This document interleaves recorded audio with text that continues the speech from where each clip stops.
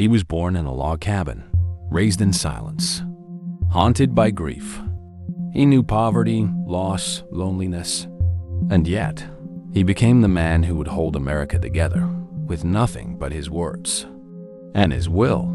This is the story of Abraham Lincoln, the reluctant president, the wartime leader, the voice of a fractured nation. But more than that, a man who carried a country on his shoulders until it broke his heart. Lincoln was born in 1809 in the rugged wilderness of Kentucky.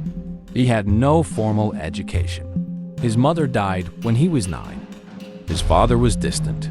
Books became his refuge. He once walked miles just to borrow a biography of George Washington. And from the flickering light of a fireplace, he taught himself everything. He wasn't a natural politician. He was awkward, soft-spoken, a man more comfortable with stories than speeches. But what he had was moral clarity. He believed slavery was wrong. He believed unity was sacred. And he believed America could and must be better than its past. When he was elected in 1860, 7 southern states immediately seceded from the Union. He hadn't even taken office yet, and the country was already splitting apart. No president in U.S. history had faced such a challenge. In 1861, civil war erupted. It was brutal, bloody, brother against brother. For 4 long years, Lincoln led a country at war with itself. He faced failure on the battlefield, criticism from all sides, and the crushing grief of losing his own young son, Willie, in the White House. And yet, he never stopped believing in the Union, even when generals failed him, even when the North grew tired, even when death surrounded him. He stood, not because he was fearless, but because he refused to let fear win.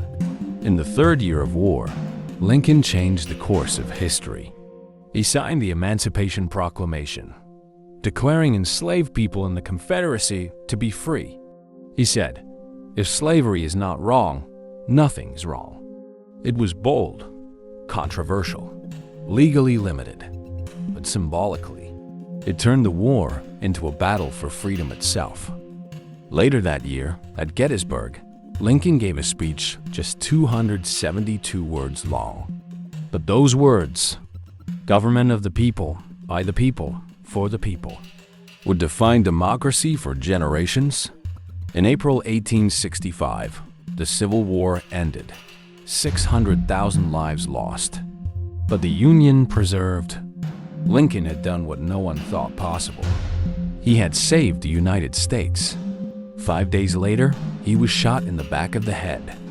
He died the next morning. He didn't live to see the country rebuild, or slavery abolished in law, or monuments raised in his name. But maybe that was Lincoln's final gift to the nation.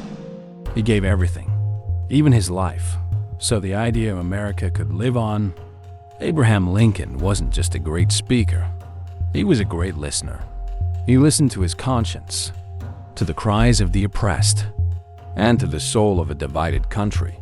He spoke with sorrow, led with humility, and governed with hope, because he believed that even in the darkest hour, America's best days were still ahead.